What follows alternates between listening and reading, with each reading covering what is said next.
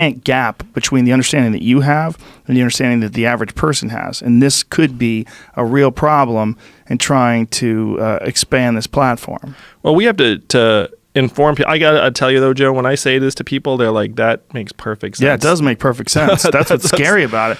But I'm not disagreeing with you in any way, shape, or form. I'm just thinking, man, for young kids. For young kids, and, you're a parent, I'm a parent. But so our education system has a lot to be desired. And one of the things I'm saying is is it's making all these kids think that college is the end all be all, and it is not. Yeah. And so that's one issue, is that we need to try and prepare kids for different kinds of paths instead of saying college, college, college. Yeah. Because they're going to college, they're getting loaded up with record levels of debt. College has gotten 2.5 times more expensive, even though it has not gotten 2.5 times better.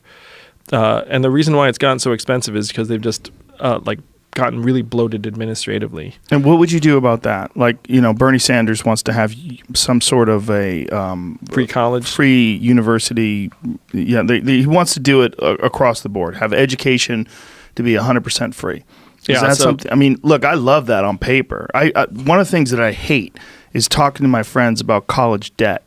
You know, friends that are in their 30s and 40s. It's just following them around. Yeah, it just stays with them like a wet blanket that you can never get out of.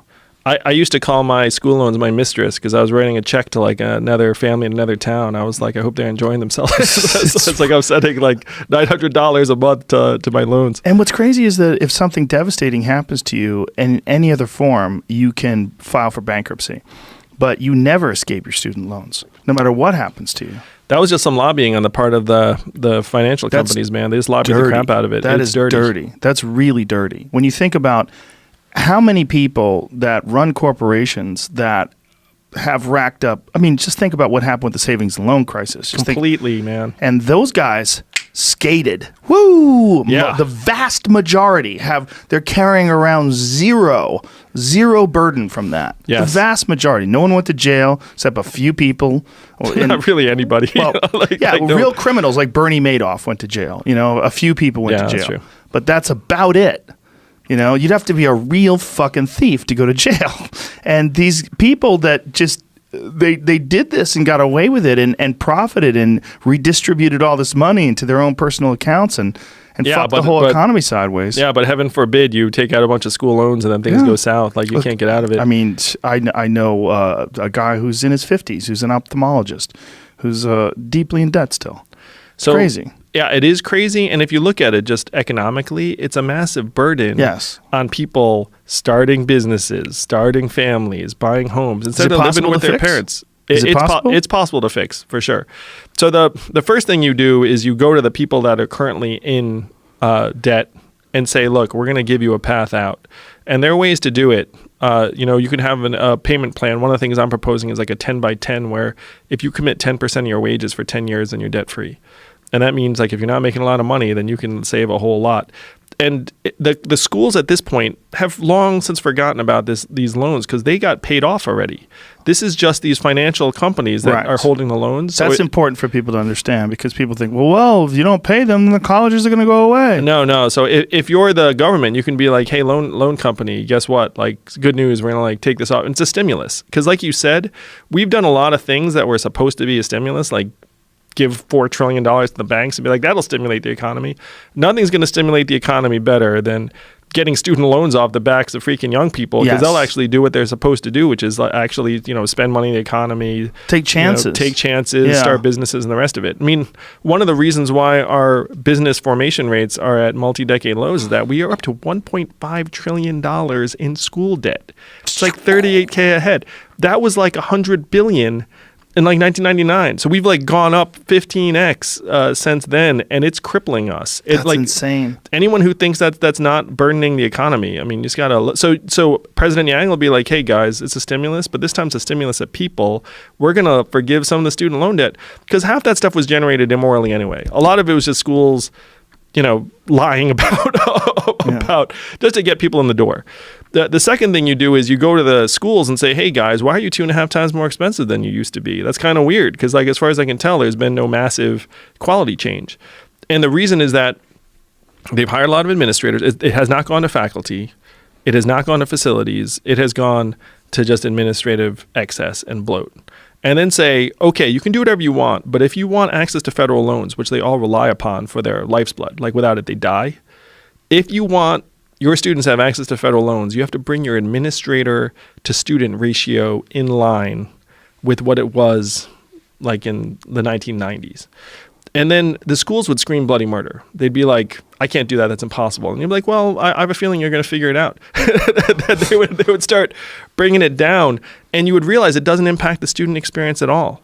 Like, I understand it because I've run a large nonprofit organization that I'd started, and your very natural tendency is just to hire excellent people, and then before you know it, you're like, have excellent people, like, vice deans of everything. Mm-hmm. But then over time, that ends up building a very large cost structure that gets passed along to the public.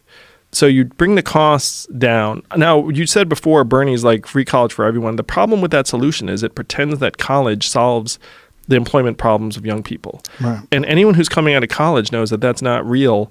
The underemployment rate for recent college graduates today is 44%. So you had like a 50-50 shot if you come out of college, you're doing a job that doesn't really require a degree.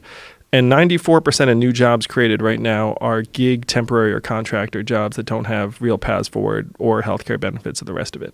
Yeah, I was reading something about people. Actually, it might have been in that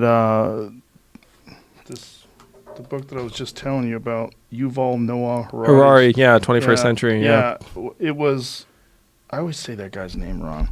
It's a tricky name. Yuval Noah Harari. Yeah, 21 Lessons for the 21st Century. I think he was talking about how many people plan on not being in the same job in 10 years because that job won't exist anymore versus what it used to be. Yeah. It used to be that people would think that they were going to get a job and they would stay in that job. Yeah, I know. And now they're planning that they're going to have to move, that they're not going to be able to keep the same job. And as automation kicks in, this is obviously going to bottleneck. It's going to get even worse. Yeah, completely. So the ideal is that you end up training young people to be really, really adaptable and have low cost structures and just be able to, become entrepreneurs. And I spent 7 years trying to train young people to do just that. But one of the things I've discovered is that we're overemphasizing college, and what we're underemphasizing is technical, vocational, and apprenticeship work. Because a lot of that work, believe it or not, it's actually really hard to automate. Like, we're not going to automate an air conditioning repair person or a plumber anytime soon. And for sure, craftsmen, people who build things. And it's good for your mental health and a bunch of other things. So right now, only 6% of American high school students are in technical or vocational training. In Germany, that's 59%. Give you a sense of what the gap can be. So what we're doing is we're overprescribing college. We're saying college for everyone. It's not really working that well. And then we're still treating people who are working in trades and everything as somehow, like not in great careers, when a lot of those careers are actually really awesome and they pay great and people enjoy them.